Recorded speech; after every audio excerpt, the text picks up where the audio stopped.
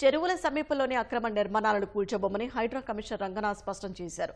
హైడ్రా కూల్చివేతలపై ప్రజల్లో నెలకొన్న అపోహలను తొలగించేందుకు నగరంలోని అంబర్పేట బతుకమ్మ కుంటను సందర్శించిన రంగనాథ్ ఆ చెరువును పునరుద్ధరించే చర్యలు చేపట్టారు. సుమారు 16 ఎకరాల విస్తీర్ణంలో ఉన్న బతుకమ్మ కుంట కాలక్రమేణా 5 ఎకరాలకు కుచించుకుపోయిందని, ఈ విషయంపై హైడ్రాకు ఫిర్యాదులు రావడంతో పరిశీలించిన రంగనాథ్ స్వయంగా బతుకమ్మ కుంటను సందర్శించి స్థానికులతో చర్చించారు. తమ ఇళ్లు కూల్చేస్తారా అంటూ స్థానికులు కమిషన్ను ప్రశ్నించగా ఇళ్లు నివాస స్థలాల జోలికి వెళ్లబోమని హైడ్రా కమిషనర్ స్పష్టం చేశారు. అలాగే బతుకమ్మ కుంటను 2 నెలల్లో పునరుద్ధరిస్తామని పేర్కొన్నారు.